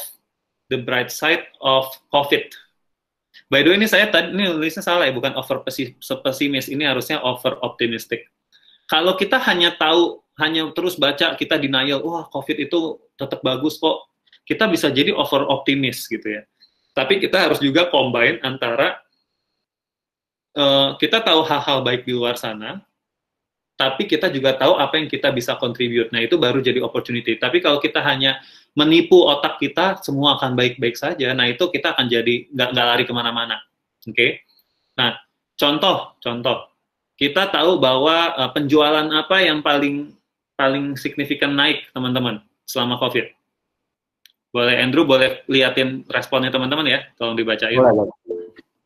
Hand sanitizer, masker, hand sanitizer, segala macam. Pertanyaannya, ya kan? Nah, pertanyaannya, kayak misalkan yang paling gampang masker ya, masker sama APD. Penjahit. Kalau para penjahit itu hanya melihat dark side-nya itu kan fashion kan turun banget, bener nggak? Fashion tuh turunnya gila-gilaan, ya. Tapi akhirnya mereka kan shifting karena melihat bright side-nya. Tapi on the other hand, ada sisi terangnya yaitu APD. APD itu kan juga butuh dijahit. Nah, ini dikombin sama kemampuan dia. Skill saya apa? Skill saya jahit. Oke, sekarang yang dibutuhin APD lagi naik. Ya udah, saya bantu jahit aja. Ya. Banyak banget teman saya yang usaha penjahit gitu ya, sekarang bikin masker yang lucu-lucu, bikin APD yang bagus-bagus, segala macam. Oke, so far, Andrew, ada pertanyaan yang mau lo raise dari chatnya teman-teman? Ada yang bertanya nih, Kak. Dari Sarah Nurhaliza. Apa yang pertama kali Kak Samuel lakukan saat pertama kali mendapatkan masalah besar? Menarik. Saat mendapati masalah besar, yang pertama adalah kita harus meluruskan pikiran dan mencari tahu sebenarnya masalahnya apa. Jadi mencari tahu masalahnya apa itu jadi penting banget, karena biasanya yang kita ingat itu adalah buah dari masalahnya. Ya, pertanyaannya adalah sebetulnya tuh masalahnya apa. Jadi misalnya masalah besarnya apa ya? Mungkin tadi siapa yang nanya? Sarah Nurhaliza, Kak. Oke, Sarah boleh share nggak contoh masalahnya aja? Mungkin ini bukan terjadi di kamu, mungkin terjadi di orang lain, tapi supaya saya gampang untuk kasih contoh. Misalnya ditinggal pergi orang terdekat gitu, Kak, katanya. Wow, oke.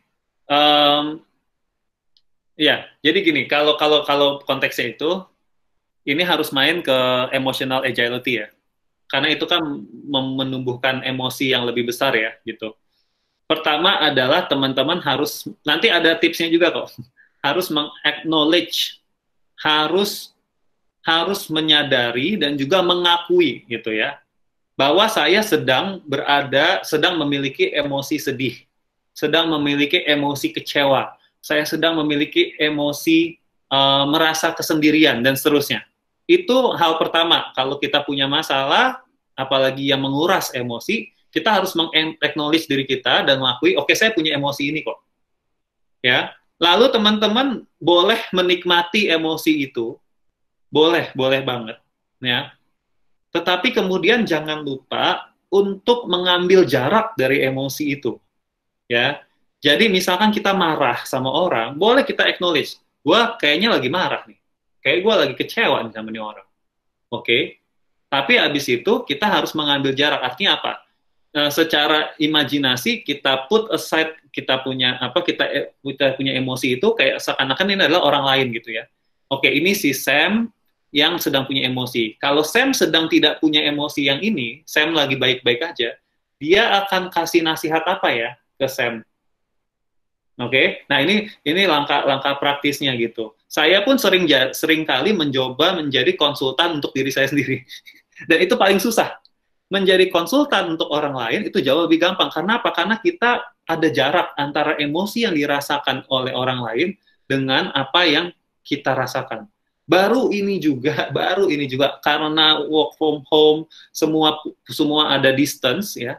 Saya punya juga pengalaman baru ini juga harus memperbaiki relationship 4 orang, bukan hanya 2 orang, 4 orang gitu ya. 4 orang. Ya, mereka panggil saya, Sam tolongin kami lah gitu ya. Supaya nah, bagi saya itu jauh lebih mudah karena saya nggak keikut emosinya di sana. Bagi mereka sulit, bukan mereka nggak bisa, tapi karena mereka yang memiliki emosi itu jadi agak susah gitu ya. Nah, jadi itu yang kedua adalah kita harus ngedetach emosinya dan berusaha untuk menjadi konsultan untuk diri kita sendiri. Kalau nggak bisa gimana? Cari orang lain. Gue lagi emosi banget nih emang masih. Jadi gue minta lu dong yang lu mungkin secara emosi lebih netral dan segala macam gitu. Ya. Baru berikutnya adalah jangan lupa untuk apa namanya berpikir kalau saya terus-terusan seperti ini, dampaknya apa ya? Oke, jadi kalau teman-teman yang habis di PHK misalnya ya sedih dan segala macam ya it's okay sedih, tapi coba detach your emotion and then mulai berpikir kayak kalau saya terus-terusan begini, untung yang buat saya apa? Ya, nah dari situlah kita baru mulai bisa memikirkan, terus sekarang saya harus ngapain ya? Gitu. Ya, nah kalau susah butuh bantuan orang lain, ya nggak apa-apa gitu. Tapi teman-teman jangan terlalu juga kayak oh, kita kan manusia ya, kita butuh waktu lah. Ya, jadi apa namanya teman-teman harus kasih waktu juga ke diri kita sendiri. Nanti ada tuh tipsnya, empathize yourself. Oke, semoga menjawab ya. Drew, ini kayaknya pertanyaan yang fresh graduate yang lagi cari kerja juga banyak ya. Iya, menarik Kak. Okay. Karena kalau kita ngelihat yang diagram ini know yourself, sedangkan mungkin notabene kayak teman-teman kita yang mahasiswa, teman-teman yang baru lulus masih minim pengalamannya nih Kak. Betul, betul. Nah makanya Drew gini, yang gue selalu nasihatin adalah jangan apply itu membabi buta gitu loh. Ya, karena begitu kita apply membabi buta, tapi itu sebenarnya nggak sesuai sama diri kita, akan semakin banyak rejection yang kita alami. Semakin banyak rejection yang kita alami, semakin kita frustrated. Ya. Nah, sekarang gimana nih caranya yang mau apply buat fresh graduate? Pertama, teman-teman gampangnya lihat aja kayak di apa namanya job portal seperti Kaliber, posisi apa yang buka, ya. Kemungkinan kalau posisi itu buka berarti industrinya itu masih bertahan di tengah pandemi, oke? Bukan berarti dia industri yang baik, bukan. Tapi ini kan masalahnya pandemi ini menghajar beberapa industri, bukan berarti perusahaan-perusahaan yang terhajar itu organisasinya jelek, bukan begitu. Karena sial aja sih kalau saya bilang gitu ya. Kayak misalkan tadi ya industri-industri travel itu kan sial aja gitu, bukan berarti perusahaannya jelek gitu. Jadi hindari pemikiran seperti itu. Nah, tapi sekarang berarti kita fokusnya sama industri yang tidak terkena dampak negatif dari COVID. Oke. Kedua adalah teman-teman lihat dulu posisinya. Jangan lihat perusahaannya dulu.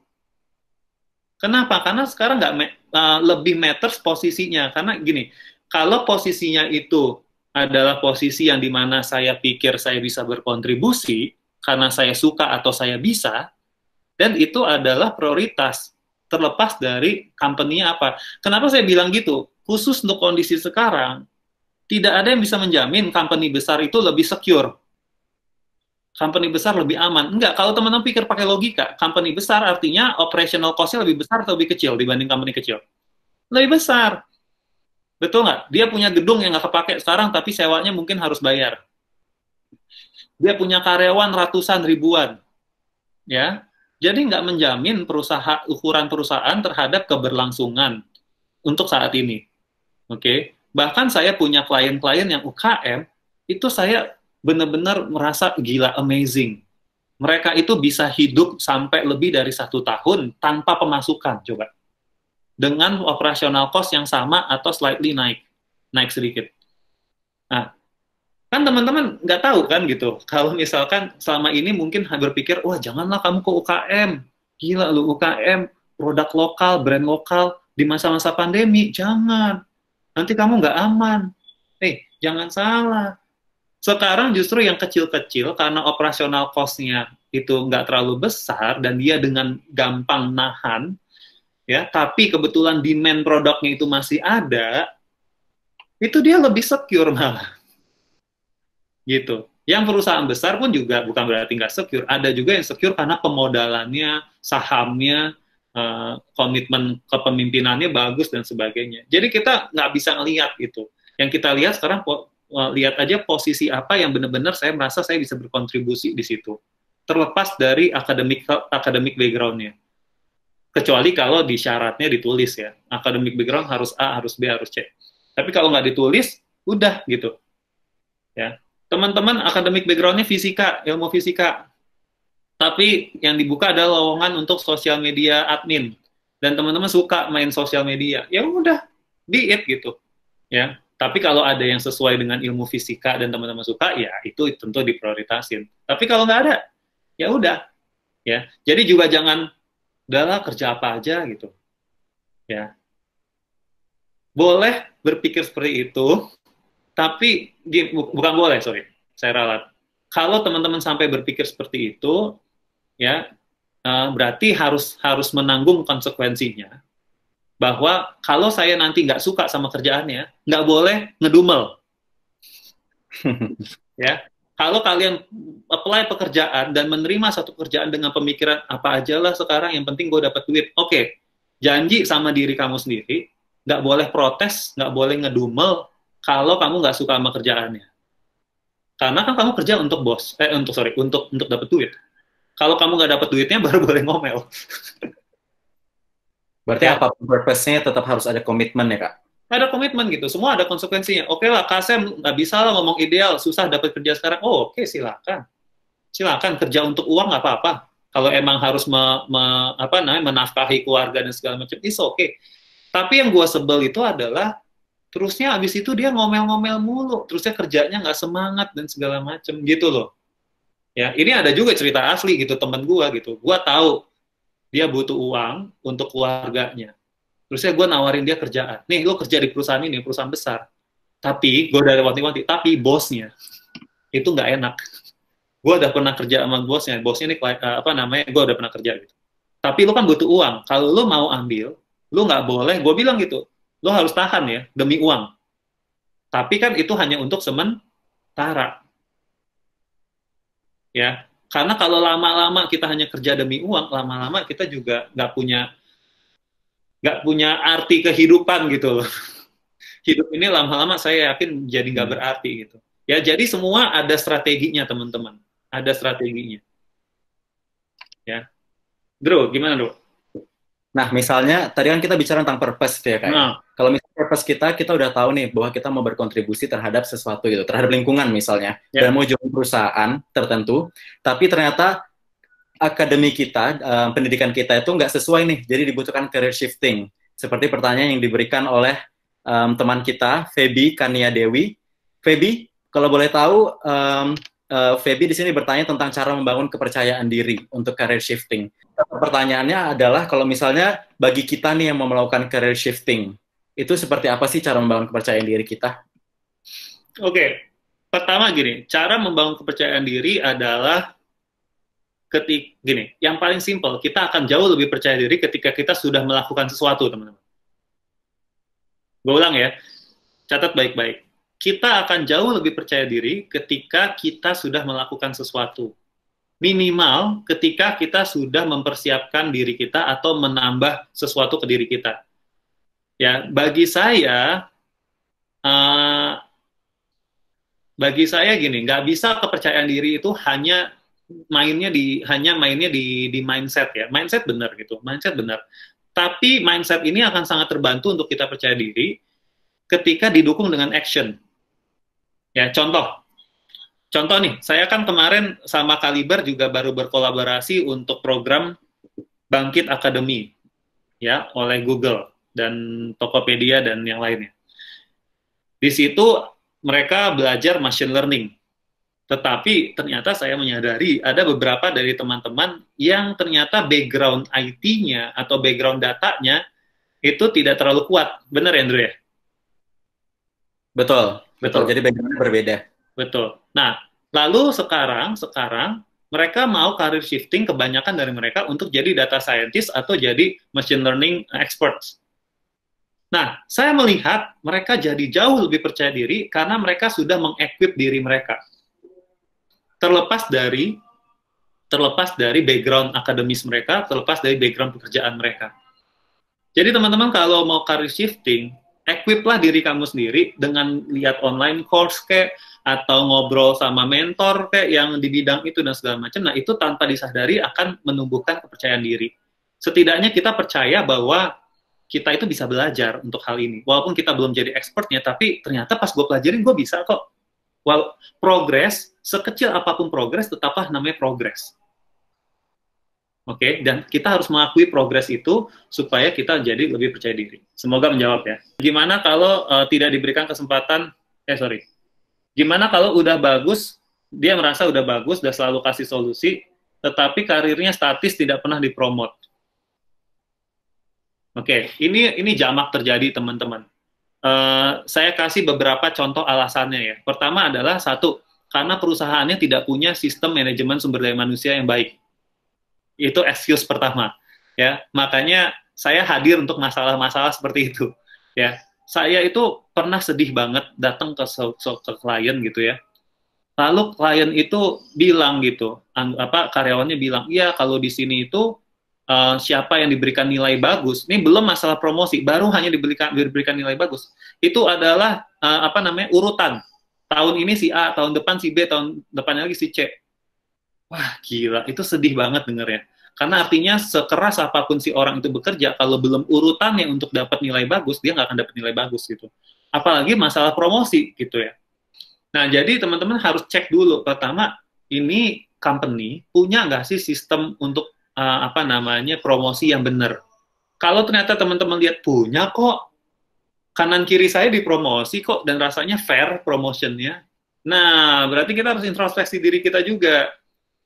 Kita merasa kasih solusi, tapi pertanyaannya, orang lain merasa itu solusi yang dibutuhkan atau enggak. Jadi kita harus juga cross-check gitu. Jangan hanya perasaan kita, tetapi berani challenge ke bos kita. Bos, menurut lo, ini kalau akrab ya sama bosnya, bos, menurut lo kontribusi gua ke perusahaan ini apa sih? Harus berani untuk nge-challenge. Terusnya challenge lagi ke bosnya. Kalau misalkan gua pengen jadi manajer, oke, tanggung jawabnya itu seperti apa sih? Apa yang harus saya punya, apa yang harus saya perbaiki? Harus berani tanya gitu. Jadi teman-teman nggak bisa hanya kayak mikirin, gue pengen jadi manajer, nggak dipromot, aduh sedih gitu ya. Atau gue merasa melayak jadi manajer. Enggak, itu perasaan kita. Belum tentu perasaan si bos. Ya, mesti tanya, mesti pahamin. Karena gini, banyak sekali orang berpikir dia sudah layak untuk naik jabatan, ternyata belum. Kenapa? Karena dia berpikir, naik jabatan itu tidak ada tanggung jawab tambahan, tidak ada skill tambahan. Contoh seorang sales yang paling gampang. Saya udah achieve sales saya selalu berturut-turut selama 2 tahun. Tapi kok saya nggak dipromot? Karena kalau lo dipromot, lo butuh leadership skills. Dan selama ini kerjaan lo itu adalah individual kontributor. Lo kerja sendiri. Harusnya strateginya adalah minta pekerjaan yang dimana saya bisa memimpin sebuah tim, walaupun itu nggak formal. Minta project untuk menunjukkan bahwa saya punya leadership skills. Gitu. Jadi, convert promosi itu dari individual kontributor jadi seorang leader, itu butuh skills tambahan. Dan kita butuh project, ya, project untuk mengasah, bukan hanya membuktikan, tapi mengasah. Ya, saya dalam karir saya, puji Tuhan, saya dipercayakan naik grade setiap setahun tuh sekali rata-rata. Padahal waktu itu saya tumbuh besar di bank. Padahal di bank itu untuk naik grade butuh waktu 4 tahunan untuk naik 1 grade. Nah pertanyaannya kok bisa begitu? Karena setiap tahun itu saya minta project yang berbeda ke bos saya. Dan saya minta project-project di mana saya bisa memimpin panitia-panitia gitu ya. Saya bukan langsung jadi bos, tapi saya mimpin panitia untuk project A, panitia untuk outing, panitia untuk apalah segala macam. Tapi saya yang jadi leadernya. Bahkan saya pernah memimpin orang-orang yang jauh lebih tua dari saya, dan juga orang-orang yang jabatannya lebih tinggi dari saya. Tapi saya memimpin dia untuk project tertentu. Nah inilah yang membuat akhirnya bos kita melihat, oh ternyata dia bukannya sekedar individual kontributor, tapi dia juga bisa memimpin dan layak untuk dinaikkan promosi. So, kita harus pahami dulu, what it takes to be a leader, kalau kita ngomong promosi. Ya, oke. Gue lanjut dulu kali Andrew ya. Go ahead Kak. Oke, teman-teman, ini tips untuk yang lebih mendaratnya supaya teman-teman gampang mengingat. Gue singkatnya adalah cetar. Wah, supaya kita bisa melejit, kita harus melakukan cetar. Ya, apakah itu cetar? Sudah ganti slide-nya? Sudah. Oke. Pertama adalah create your stage. Ya, create your stage. Ini saatnya kita nggak menunggu. Buat fresh graduate, saatnya create your stage. Jangan menunggu sampai dapat kerja dulu baru buat panggung. Maksudnya apa sih buat panggung? Ya tadi, berkontribusi itu adalah buat panggung, bukan cari perhatian. Apapun masalah yang menarik buat kamu untuk di-solve, buatlah panggung untuk diri kamu sendiri. Ya sekarang lihat aja deh, makin banyak kan orang-orang bermunculan jadi speaker di webinar. Saya males sebetulnya waktu zaman awal gitu ya, COVID di bulan-bulan pertama, wah gila ini sih banyak banget webinar, gue pusing ngeliatnya, malah judulnya mirip-mirip semua gitu. Makanya saya, nggak mau deh, saya ngadain webinar publik gitu. Sekarang mendadak semua orang create panggung untuk menunjukkan apa ilmu yang dia punya. Ya baik terlepas itu berbayar maupun gratis gitu. Tapi artinya banyak orang yang menyadari saya harus berkontribusi untuk menyelesaikan masalah. Nah, yang saya lakukan sekarang dengan Kaliber itu adalah kan berkontribusi untuk menjadi solusi buat teman-teman yang galau karirnya, kan gitu. Ya, makanya Kaliber pun juga inisiatif, yuk create our stage yuk. Ya, nggak nunggu untuk di iniin. Ya. Oke, jadi apa namanya teman-teman harus inisiatif. Tadi contohnya udah banyak kita bahas. Yang kedua, empathize. Di zaman sekarang, terutama di pandemi ini, justru kekuatan utama kita adalah ketika kita mampu berempati. Nah, ini ada hubungannya juga dengan kita menyadari masalah di sekitar kita. Masalah di sekitar, kalau kita berempati terhadap orang lain, terhadap situasi, maka kita akan lebih sensitif, teman-teman, untuk melihat masalah-masalah kecil yang ada. Ketika kita lebih sensitif melihat masalah, dengan mindset yang benar, yang nomor 3, train your mindset and skills, dengan mindset yang benar, itu bisa berubah jadi opportunity. Contoh, tadi sebelum kita webinar ini, kita mengadakan rapat ya, Drew ya. Betul, Kak. Kita rapat. Tengah-tengah rapat, salah satu anggota rapatnya tiba-tiba belum nge-mute videonya, terusnya kedengeran. Iya bang, ini rumahnya nomor segini. Ya, nanti saya keluar rumah dulu ya bang. Ternyata dia mau ngambil barang yang di-deliver gitu. Ini masalah nggak teman-teman? Masalah. Karena saya berempati sama dia, waduh, kasihan ya. Dia lagi meeting, tapi dia harus keluar untuk ngambil barang yang di-delivery. Ini kan masalah. Kalau saya mau ubah ini jadi opportunity, saya bisa apa ya? Oh, mungkin kita bikin yuk kotak surat, atau apa, bukan kotak surat ya, pokoknya kotak yang dimana bisa abang-abang delivery itu bisa langsung taruh tanpa kita keluar rumah, tanpa menginterupsi webinar kita, tanpa menginterupsi meeting-meeting kita.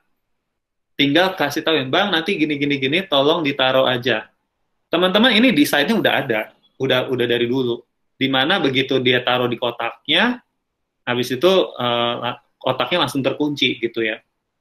Lalu orangnya yang punya rumah tinggal ngambil kapanpun dia punya waktu untuk ngambil. Jadi jualan apa? Jualan kotak untuk, kalau tadinya kotak surat, jadi ini kotak untuk delivery kan gitu ya. Bisa jadi duit nggak? Bisa. Atau buat teman-teman yang sekarang kerja di apa ya? Di let's say pabrik aluminium gitu misalnya, I don't know lah. Mungkin bisa nggak usulin ke bosnya, bos kita buat kotak ini pakai aluminium gitu ya. Ya. Nah, itu kan berangkatnya dari mana? Ketika kita berempati dengan masalah yang dihadapi oleh orang lain. Kemarin juga ada nih, ada orang nanya ke saya, Kak, saya orang sales. Lalu dia kerjanya itu sales bank. Saya tetap harus kejar target. Gimana caranya? Buat teman-teman yang jualan, empatilah, ya. Jangan labrak gitu ya. Jangan semua orang kayak, tapi benar-benar coba cari tahu dulu kondisinya dia. Cari tahu dulu apa yang dia butuhkan. Saya bilang ke teman saya yang sales ini, kamu kalau mau approach nasabah, kamu tanya dulu ya, kondisinya dia apa. Kalau dia lagi kedukaan, dia lagi khawatir masalah kesehatan, terusnya kamu minta dia untuk masukin uang ke bank kamu, yang kamu diketok. Nggak bisa, itu malah bikin dia ilfeel sama kamu gitu. Tapi kalau kamu, misalkan ya, ternyata kamu dapat profile, oh iya nih saya lagi bingung, sekarang uang saya itu di saham lagi turun banget. Nah, itu kalau kamu empati, ya udah, mendingan uangnya ditaruh di tempat yang aman, yaitu di deposito misalnya. Ya, jadi kita harus tahu dulu kondisi customer kita dan kita menyesuaikan komunikasi kita, menyesuaikan produk atau jasa kita untuk apa namanya jualan. Oke. Nah, begitu juga teman-teman yang lagi kerja nih, lagi jadi karyawan. Hey, berempatilah dengan orang-orang lainnya. Jangan mentang-mentang work from home, ya. Lalu teman-teman seenaknya untuk nelpon orang untuk ngajak kerja. Terutama kalian yang udah jadi bos, ya. Dan teman-teman yang bosnya kayak begitu, yang nggak tahu waktu ya segala macam, coba suruh dia ikut seminar ini. Ya. Harus berempati. Lama-lama karyawan juga enek. Weh bos, jangan mentang-mentang ini WFH, lu pikir gua nggak butuh istirahat. Bos, jangan mentang-mentang ini semua berasa hari libur, ini tanggal merah bos. Ya, berempatilah juga sama teman-teman kita. Nah, kalau teman-teman belum jadi bos, berempatilah sama bos kalian. Tanya ke bos kalian sekali-sekali, bos apa kabar? Lo ada nggak yang butuh gue bantuin bos? Tanya. Itulah cara kita melejit. Bukannya menjilat, bukan. Tetapi genuine ya, benar-benar berempati gitu. Ya, oke. Nah, berikutnya adalah train your mindset and skills. Tadi kita udah banyak bahas ya mindset. Apa namanya? Mindset apa sih yang harus dirubah? Yang pertama adalah mindset dari seorang survivor menjadi seorang kontributor. Oke? Kan tadi ada yang bilang juga tuh ya di pertanyaan, Kak, gimana kalau saya lagi jadi survivor? Oke, akui. Bagus, kenali kondisi kamu. Survive, saya harus survive. Yang penting saya dapat uang sekian supaya saya bisa makan, keluarga saya bisa makan. It's okay. Tetapi pelan-pelan mulai moving kepada mindset kontributor. Oke, kayaknya saya udah mulai bisa survive nih. Saatnya saya memikirkan saya bisa contribute apa lagi. Karena kalau kita bisa contribute sesuatu, itu nanti dengan sendirinya uang itu akan datang kok. Kepercayaan akan datang. Ya. Nah, ini saya mau kasih contoh juga ya, pengalaman pribadi saya. Saya pun juga bukan berarti tidak luput dari masalah, teman-teman. Di awal pandemi, itu ada banyak sekali kelas-kelas training saya yang bukan di-cancel, yang ditunda. Ya, karena mereka maunya tetap menjalankan secara offline. Ya. Lalu ada juga klien saya yang bilang dia butuh waktu untuk membayar saya. Karena bisnisnya memang saya lihat terkena dampak negatif berat sekali. Lalu saya menggabungkan empati dengan mindset saya gitu. Saya bilang ke tim saya, oke, kita harus berempati kepada klien ini. Buat klien yang belum bisa bayar, jangan ditagih. Selama kita masih bisa gajian. Ya. Nah, ini adalah contoh real yang sudah saya lakukan. Akhirnya kita nggak tagih selama 2 bulan. 2 bulan keterlambatan, jadi harusnya. Tapi ujung-ujungnya tiba-tiba mereka bisa berhasil bayar saya full. Tanpa saya tagih. Akhirnya kan kita menang 2 hal kan. Kita dapat uangnya, kita dapat hak kita, tapi kita juga membangun relationship yang lebih baik. Lalu saya mau nawarin ke klien saya untuk sesi consulting. Tapi yang saya tanya dulu adalah, gimana your business? Gitu. Lalu saya pernah bilang ke klien saya, dia minta, saya boleh lanjut ya project kita. Terus saya bilang, lu yakin butuh gue? Karena mindset saya adalah contribute. Bukan mindsetnya cari uang, bukan mindsetnya jadi survivor only gitu. Saya harus survive betul. Tapi saya nggak pengen orang itu meng-hire saya sebagai konsultan hanya karena dia kasihan sama saya. Tapi sebenarnya saya nggak bisa contribute. Gitu, atau belum saatnya saya contribute. Saya bilang, kayak bisnis lo kan lagi fokus ke sales, lagi fokus ke marketing, kayak belum fokus ke HR deh. HR-nya juga udah banyak kita bantuin dari kemarin, udah cukup kuat lah fondasinya gitu.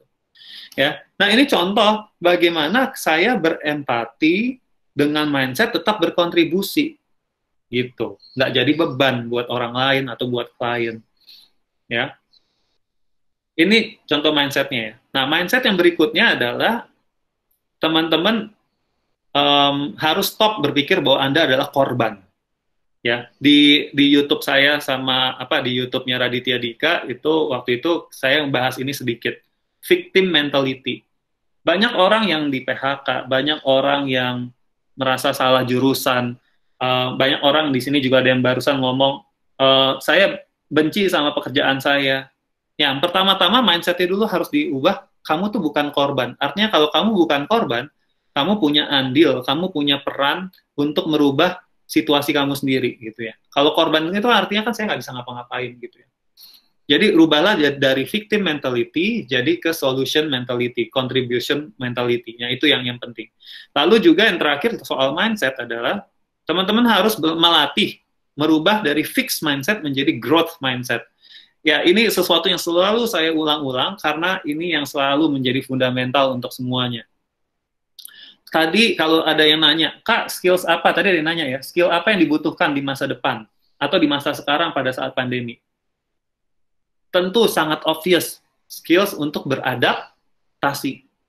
Tadi kita udah bahas di awal. Adaptasi apa, Kak? Contohnya kalau saya beradaptasi untuk bisa tetap semangat public speaking, walaupun saya hanya kayak lagi ngomong sendirian saat ini. This is hard, teman-teman. Mungkin Andrew bisa lihat gitu ya, waktu gua ngajar di Bangkit Academy gitu ya, mungkin awal-awal belum terbiasa gitu, Andrew ya, untuk ngomong seperti ini. Tapi, can you see the progress ketika gua ngomong sekarang, Andrew? Bisa banget, Kak. See, ya, karena kita harus beradaptasi gitu. Sekarang I still enjoy gitu. I don't really care dengan cheering up gitu. Nah, saya kan followersnya Gary V ya, kalau teman-teman tahu tuh. Kadang-kadang yang membuat kita jadi lemas, tidak semangat, tidak percaya diri, karena kita terlalu mengandalkan seseorang yang cheer up kita. Cheer up tahu ya? Apa ya? Menurut enak apa ya bahasa gampangnya? Hah? Menyemangati. Menyemangati. Kalau jadi pembicara, ada yang ketawa, ada yang nepokin. Wah, jadi semangat gitu. Terlalu bergantung sama itu pun nggak bisa lagi sekarang, karena kita harus beradaptasi. Teman-teman ya, mau jadi content creator, kan banyak ya sekarang yang mau jadi content creator. Begitu post, nggak ada yang cheer up, nggak ada yang komen bilang, postingan kamu bagus sekali. Terusnya langsung ngedown. Lagi jual makanan, udah dibeli, terusnya nggak ada yang kasih komen, nggak ada yang share di Instagram. Terusnya jadi ngedown. Karena apa? Karena kita sudah terbiasa instant gratification. Ya, kita butuh. Nah, ini adaptasi ini jadinya harus kenceng gitu ya, teman-teman. Skills apa yang harus dibutuhkan ya? Skills adaptasi gitu. Nah, kita bisa beradaptasi ketika kita punya growth mindset. Ya, gue lanjut dulu bentar ke growth mindset ya, biar kita. Karena mindset ini penting banget, teman-teman. Coba lihat foto ini. Ada yang bisa kasih komen nggak? Apa yang teman-teman pelajari dari foto ini? Silakan di-unmute aja, teman-teman yang mau bicara. Izin menjawab, Kak. Silakan, Sarah. Jadi kalau menurut saya itu, si kuda merasa kalau dia tuh dipegangi gitu, terikat, tidak bebas. Padahal sebenarnya tuh dia bisa kalau dia mau berlari, karena yang megangin tuh cuma kursi gitu.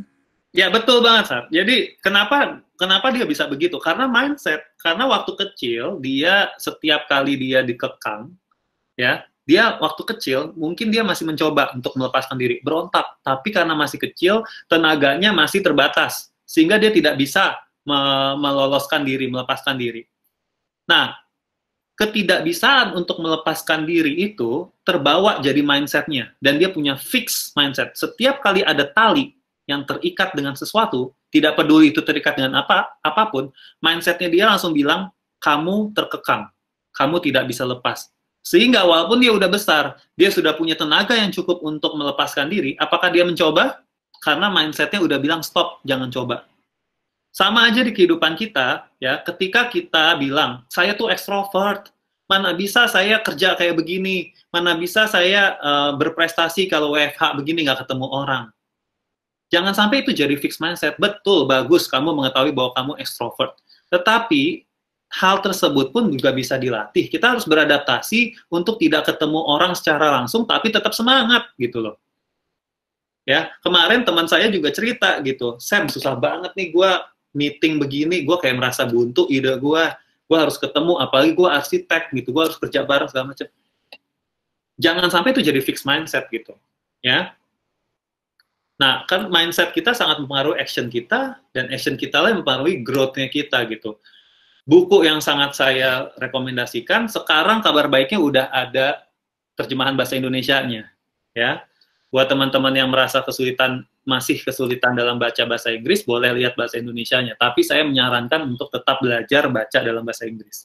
Ya, fixed mindset itu adalah pola pikir yang percaya bahwa kemampuan, karakter, personality kita nggak bisa dirubah atau ditingkatkan. Nah, lucunya kalau di orang Indonesia, itu adalah banyak sekali fixed mindset terjadi karena salah satunya apa? Horoskop. Wah, saya kan Cancer, saya orang begini, saya Libra, saya begini. Ya, sehingga ketika kita harus beradaptasi, kita harus berubah, kita langsung fix gitu, nggak bisa lah gitu. Fixed mindset di pandemi ini juga salah satunya adalah para orang-orang yang alergi dengan digital. Ya, mungkin dia bilang, aduh nggak bisa lah gitu. Tetapi ternyata kondisi membuktikan bahwa dia bisa, terutama orang-orang tua kita ya gitu, yang tadinya nggak bisa pakai apa namanya. Saya banyak cerita itu para teman-teman yang masih kuliah sih. Iya, dosen saya tuh tadinya nggak bisa Kak pakai Zoom. You know what? Ada satu nih yang masih punya fixed mindset ya, yang lucu banget ceritanya. Dia lagi skripsi, dan akhirnya you know what? Dia harus ngirimin apa namanya hard copy skripsinya ke dosennya, karena dosennya itu nggak terbiasa untuk ngeliatin soft copy, baca, lalu apa namanya, dia harus nyoret-nyoret gitu dosennya. Dan akhirnya apa? Dia ngirimin itu, sekali ngirim kalau nggak salah costnya 100 ribuan gitu, kalau saya nggak salah ingat. Jadi costnya dia gede banget hanya karena fixed mindset dari si dosen. Ya, ya ini kan jadi merugikan orang lain gitu ya. Karena dosennya tidak mau apa namanya beradaptasi, atau belum bisa lah, bisa dibilang belum bisa beradaptasi ya. Semoga kita doakan semoga bisa beradaptasi ya para dosen. Begitu juga kebalikannya teman-teman. Dari fixed mindset kita harus bisa menjadi growth mindset, yaitu kita punya pola pikir bahwa kita tuh masih bisa berubah kok. Kita masih bisa berkembang.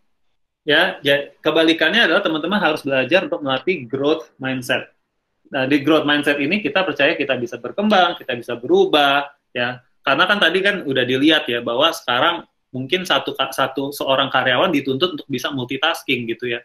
Maka kita harus berani untuk belajar dan bisa belajar hal baru. Dan kalau kita lihat ya, otak kita itu mengatur banyak sekali hal, teman-teman. Mulai dari emosi, behavior, understanding, memori, dan segala macam, ya, termasuk intelligence kita. Dan yang kabar baiknya adalah otak kita yang terdiri dari neuron-neuron atau sel-sel otak ini itu ternyata juga selalu beradaptasi, ya. Jadi apa namanya, ada sebuah penelitian yang mengatakan bahwa neuron-neuron kita itu masih bisa dihancurkan. Artinya apa? Kebiasaan atau habit kita itu masih bisa dihancurkan. Dan menghancurkannya itu butuh konsistensi 22 hari. Lalu dibentuklah neuron yang baru selama 22 hari dan baru dikuatkan dengan 22 hari. Contohnya ya, selama WFH ini, teman-teman mungkin harus beradaptasi untuk, let's say, beradaptasi untuk yang tadinya bangun itu pagi. Gini, perubahannya gini. Tadinya bangun harus pagi karena harus ngejar macet-macetan ke jalan untuk nyampe ke kantor, right? Tapi sekarang kita mulai belajar untuk tidak perlu bangun pagi, karena begitu bangun pagi kita bisa langsung kerja. Nggak perlu ada waktu yang dibutuhkan, ya, paling untuk sarapan atau untuk mandi. Nah, ketika kita udah lama WFH seperti ini, sebetulnya neuron kita yang mengatur bahwa bangun harus jam 6 pagi, itu lama-lama hancur, teman-teman. Sehingga kita membentuk neuron baru yang bilang bangun itu jam 8 pagi. Dan kalau kita terus-terusan selama 66 hari, ya, maka itu akan membentuk neuron baru yang bilang bahwa, oke, berarti sekarang kalau bangun itu jam 8 pagi. Begitu nanti kita disuruh masuk kerja lagi, kita harus beradaptasi lagi, teman-teman. Harus menghancurkan neuron jam 8 pagi itu untuk balik lagi ke neuron jam 6 pagi. Dan ini bisa terus dilakukan. Kita tetap bisa terus beradaptasi seperti ini, ya. Nah, jadi buat teman-teman yang bertanya gimana caranya untuk membangun disiplin dan segala macam, ya salah satunya adalah percayalah bahwa kita bisa berubah, ya, dengan 66 hari ini. Oke? Nah, gampangnya gini teman-teman, kita harus ingat bahwa ketika kita punya growth mindset, ya, supaya kita tetap melejit, kita bisa melihat opportunity, kita tuh bukan final product, ya. Kita yang sekarang bukanlah kita yang besok, gitu. Kecuali kita nggak ngapa-ngapain. Kalau kita terus berusaha, ya, dengan sengaja dan dengan strategi yang tepat, ya, maka kita yang sekarang adalah bukan berarti kita yang besok, kita bisa jadi lebih baik. Ya, saya suka sekali dengan moto ini, sampai pengen banget bikin bajunya gitu ya. I am not done yet. Ya, jadi teman-teman jangan bilang ke diri saya, udah saya tuh udah segini, saya udah mentok, udah saya emang dari lahir begini, titik itu. Enggak, kita belum selesai. I'm not done yet. Oke. Nah, saya balik lagi ya teman-teman, itu soal mindset. Itu soal mindset. Lalu acknowledge your emotion, A-nya cetar tadi ya. Tadi di masa gini memang kita masa-masa yang penuh dengan emosi, baik kekecewaan, kebosanan, dan sebagainya. Tetap acknowledge your emotion, baca buku Emotional Agility, itu bagus banget. Kemarin saya sama teman saya baru share itu ke klien, ya. Emotional Agility, boleh dicatat, Susan Dean, kalau nggak salah nama penulisnya. Di situ diberitahukan bahwa kita boleh mengembrace emosi kita, tetapi kita juga kita harus mampu untuk move dari satu emosi ke emosi lainnya. Karena sesungguhnya semua emosi itu ada gunanya, teman-teman. Jadi kalau teman-teman bosan, ya, itu ada gunanya kok. Emosi bosan itu ada gunanya. Ya, yaitu apa gunanya? Harus kalau direspon dengan baik, akan membuat kita jadi lebih kreatif. Kalau teman-teman sekarang emosinya lagi takut akan masa depan, itu ada gunanya. Gunanya apa? Artinya kita jadinya karena kita takut dengan masa depan, maka kita harus mulai belajar untuk mempersiapkan masa depan. Tapi kalau kita takut dengan masa depan, tapi abis itu kita nggak ngapa-ngapain, responnya salah terhadap emosi tersebut, ya nggak kemana-mana gitu. Jadi yang lebih penting adalah setelah kita meng-acknowledge, kita meresponinya dengan seperti apa. Ya, yang terakhir, R-nya, cetar ya, R-nya adalah kita harus menaikkan standar disiplin kita, teman-teman. Karena dengan WFH ini kita semakin tidak ada yang mengkontrol, betul ya, bos nggak tahu kita lagi ngapain, ya. Terus buat yang belum dapat kerja, makin banyak lagi waktu, udah lulus kuliah, belum dapat kerja, banyak banget waktu gue kosong, gue nggak tahu mesti ngapain. Harus didisiplinkan, jam sekian sampai jam sekian, misalnya, ikutin online course, jam sekian sampai jam sekian, nonton YouTube yang bermanfaat, jam sekian sampai jam sekian, menghibur diri dengan nonton drama Korea, it's okay. Tapi yang penting kita follow the schedule, ya. Jadi buat teman-teman yang belum kerja pun, buatlah schedule serinci mungkin kita mau ngapain, ya. Termasuk schedule untuk spend your time with your family dan segala macam. Oke. Nah, saya mau satu lagi terakhir dari saya, teman-teman. Ini adalah contoh saya ambil dari reportnya McKinsey. Ini adalah contoh bagaimana teman-teman meng-equip diri dengan skills tadi ya, dengan knowledge, dengan skills. Coba mulai deh, baca-baca report-report yang kayak modelnya begini, yang berbobot gitu. Ya, jangan cuma baca berita-berita yang ringan-ringan. Ya, contoh ya, kalau tadi kan saya udah bilang gitu, kita harus tahu bright side-nya, kita harus tahu dark side-nya, benar ya? Nah, ini adalah contoh caranya untuk tahu bright side sama dark side yang terjadi di luar sana. Kalau kita baca di riset ini kan judulnya adalah orang Indonesia, ya, terjemahannya, berencana untuk meningkatkan pengeluarannya, itu untuk apa aja sih? Oke, berarti ini kan opportunity nih ya, betul ya? Nah, kita lihat dari net intent-nya. Ternyata paling banyak itu adalah groceries, snack, entertainment, personal care, sama household and child supplies. Nah, artinya kalau teman-teman sekarang sedang bekerja di industri ini, ya, punya kesempatan yang besar, silakan berkontribusi di industri tersebut. Kalau yang tidak bekerja di industri ini, ya, pilihannya ada dua, berusaha untuk membantu perusahaan kamu untuk survive, ya, atau dengan memberikan ide-ide yang baru, ya, bisnis model yang baru dan segala macam, ya. Atau kamu mulai juga meng-create sesuatu yang quote unquote nebeng hype-nya industri ini. Selama itu sesuai dengan siapa diri kamu. Oke, selama itu sesuai dengan siapa diri kamu. Jadi kalau kamu ternyata tertarik banget untuk iya nih, gue emang tertarik banget sama kuliner, gue tuh pengen kayak orang tuh kalau makan snack tuh yang sehat, segala macam, gue tuh punya purpose itu selama ini, gitu. Nah, sekarang mungkin saatnya teman-teman mulai ke sana, gitu. Ini satu contoh data yang menarik. Entertainment at home, wah banyak banget ini yang bisa kita kerjakan. Buat game, buat para gamers, jangan hanya puas dengan menjadi gamers. Ya maksudnya jangan hanya puas dengan jadi pemain gamenya. Coba deh, challenge diri kamu untuk jadi pembuat game. Memang nggak gampang. Cuman coba tanya raih network yang bisa buat game ya. Sekarang di universitas tertentu aja udah ada tuh jurusan untuk game ya. Nah, ini contoh jadi datanya. Consumers are planning to spend more time. Nah, ini maksud datanya adalah orang Indonesia sekarang tuh lebih berencana untuk menghabiskan waktunya untuk apa sih? Cooking. Artinya kalau kamu di bisnis restoran, kesempatannya apa? Ya bilang sama bos kamu, supaya Pak, gimana kalau kita nggak usah jualan nasi gitu ya misalnya, nggak usah terlalu mempromosikan nasi gitu. Kalau kita bikin rice bowl gitu misalnya, tapi kita bikin aja lauk yang setengah matang, karena orang-orang tuh merasa lebih aman kalau dia yang masak dibandingkan makanan jadi terusnya diantar. Paham ya? Nah, ini adalah cara untuk kita menemukan ide-ide supaya kita juga melejit gitu karirnya. Oke. Nah, ini terjadi kok gitu. Kemarin saya juga baru beli itu dari usaha restoran teman saya gitu. Dia jualnya benar-benar daging sama cooking oilnya. Wah, itu enak banget gitu. Dan kalau keasinan, saya nggak nyalahin dia, karena saya nyalahin diri saya sendiri. Oh, mungkin cooking oil saya yang kebanyakan gitu. Jadi, tanggung jawabnya ada di customer. Gitu, ya. Engaging in remote learning, consuming news and digital media. Ya, ini bisa jadi. Lanjutnya, nah ini contoh lagi. Public health uncertainty about the duration of the situation and family safety. Nah, ini adalah dark side. Apa sih yang dikhawatirkan oleh orang-orang? Ya, berdasarkan riset orang Indonesia lagi nih ya, ada spesifik adalah ini. Nah, teman-teman bisa nggak jadi solusi untuk ini? Overall public health, bisa nggak kasih solusi public health? Mungkin ada yang bisa, ada yang enggak, ya terserah. Ya, nah ada juga yang ini menarik nih, salah satu contoh ya. Not knowing how long it will last atau safety of myself or my family.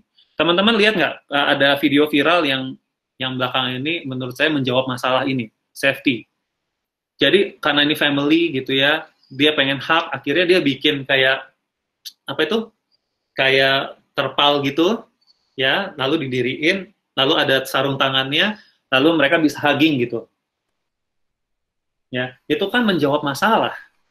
Ya, orang tetap pengen hugging, tapi nggak bisa. Orang tetap kangen cucu, tetap kangen sama neneknya, nggak bisa pelukan. Akhirnya dibuatlah itu. Nggak tahu deh, laku apa dijual nggak tahu. Tapi yang penting itu menjawab masalah dulu gitu. Ya, dan ini kalau ditanya apa sih yang akan yang sudah berubah karena COVID dan akan terus kurang lebih akan terus seperti itu, ya ini yang di kotak yang paling kanan bawah, potentially here to stay. Jadi kedepannya teman-teman kebanyakan itu grocery delivery akan tetap seperti ini, movies and show streaming akan seperti ini, menonton online gaming ya atau gaming yang sifatnya interaktif itu akan terus seperti itu. Dan restoran delivery jadi akan seperti ini. Nah, teman-teman harus mengasah lah. Saya nggak bisa kasih tahuin kalau ini nanti potensinya adalah ini opportunity ini. Ingat, karena ini sangat-sangat personalized. Apa yang saya bisa digabungkan dengan masalah, ya, saya bisa punya solusi nggak? Apa yang saya bisa digabungkan dengan hal-hal yang sudah baik, saya bisa nebeng nggak ke situ untuk berkontribusi. Ya, gampangnya gitu. Oke, rasanya pertanyaannya juga banyak dan makin meluas ya teman-teman. Tapi sebelum saya tutup gitu ya, saya mau kasih tahuin gini, kan tadi soal mindset ya. Apapun mindset yang teman-teman punya, katakanlah mindset yang kurang produktif dan mindset yang produktif, siapa yang akan menang sih gitu? Yang menang adalah mindset yang kita kasih makan. Sama kayak ilustrasinya serigala ini gitu ya. Kan ada selalu kan ada serigala baik, serigala jahat ilustrasinya. Lalu siapa yang akan menang? Serigala yang kita kasih makan. Nah, jadi teman-teman balik lagi tadi ke cetar gitu ya. Teman-teman kasih makan mindset untuk kita bisa create the stage nggak gitu ya. Kita kasih makan growth mindset kita nggak? Kita kasih makan skills kita nggak? Kita kasih makan empati kita nggak gitu. Dengan cara apa? Dengan cara nanya kabar teman tanpa ada maunya. Dan seterusnya, kita kasih makan ke disiplin kita nggak dengan cara misalnya membuat jadwal lalu berusaha untuk report ke orang lain bagaimana progres disiplinnya dan seterusnya gitu. Oke, Andrew, ada yang mau lo sampaikan dulu? Oke, siap Kak. Sebelumnya kita berikan tepuk tangan dulu dari jauh untuk Kak Sam. Terima kasih Kak Sam. Ya, sekarang saya sedang belajar untuk tidak menempatkan rasa bahagia kalian, walaupun tidak ada yang tepuk tangan gitu. Oh, makanya kita tepuk tangan dari jauh nih supaya kita bisa rasain Ya, tapi thank you Andrew udah. Terus tapi jujur gue pribadi udah berapa kali ngikutin kelasnya Kak Sam tentang growth mindset tadi ya, tentang ada cetar framework itu juga. Dan ini nggak relevan karena mau kita di situasi apapun, kita butuh banget nih pikiran yang selalu mau berkembang supaya mudah kita bisa beradaptasi dan bounce back dari pikiran-pikiran negatif. Karena terlalu banyak pikiran negatif di luar sana, makanya ayo kita coba menjadi positif gitu. Dan menjawab nih topik kita pada hari ini, cara karir melejit di masa sulit. Kalau misalnya dari penjelasan Kak Sam, first and foremost adalah apa? Untuk menjadi orang yang solutions oriented ya. Ya, solutions mentality. Dan bagaimana caranya supaya kita punya that solution mentality? Kita harus ada responsiveness. Jadi responsiveness-nya terhadap apa? Terhadap diri kita sendiri. Ingat tadi yang diagram Venn-nya dari Kak Sam ya, terhadap diri kita sendiri dan dari dark side sama bright side yang muncul dari situasi yang ada saat ini. Yang ada di posisi ini. Begitu Kak Sam ya? Ya, betul.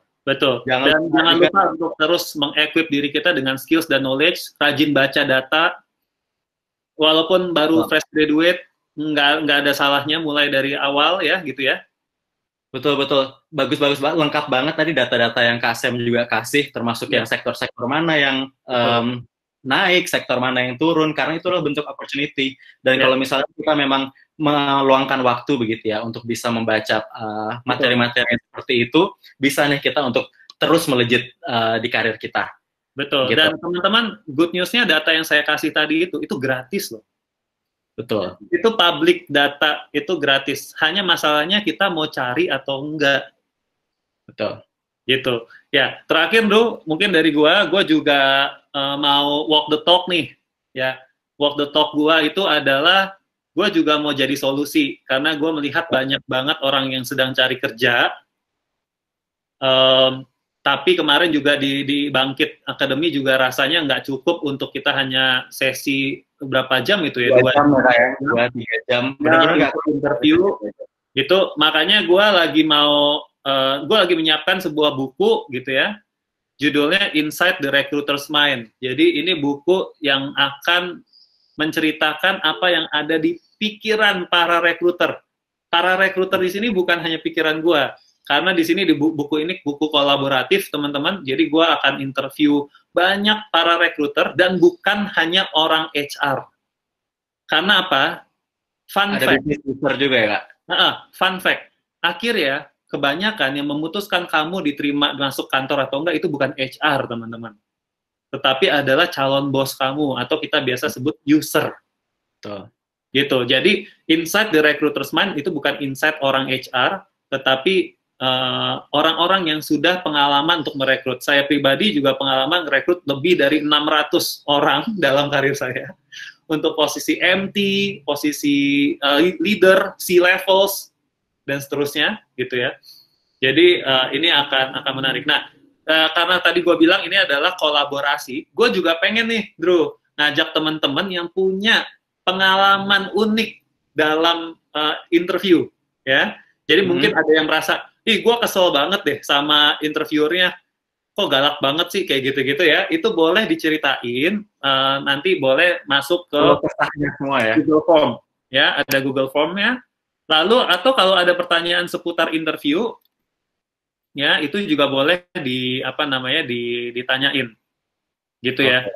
Nanti penanya-penanya yang menarik atau cerita-cerita yang menarik itu akan kita masukin, kita feature di buku kita. Mungkin dari Kaliber juga mau menginfokan nih, mungkin buat teman-teman yang adalah praktisi HR di rekrutmen begitu. Jadi dari Kaliber juga membuat laporan ini tentang lanskap rekrutmen di Indonesia. Jadi harapannya bisa relevan, bisa membantu teman-teman semua yang bekerja di ranah HR untuk tahu gimana situasi dan kondisi rekrutmen sekarang. Karena ini risetnya kami benar-benar menyeluruh, jadi mensurvei 360 narasumber profesional HR. Ini berguna juga loh untuk mencari kerja ya? Iya, karena kita bisa tahu nih kayak seperti apa sih sekarang what's going on, apa yang terjadi di rekrutmennya Indonesia. Betul. Gitu. Betul. Jadi bisa di-download di link itu ya teman-teman. Caliber.landscape.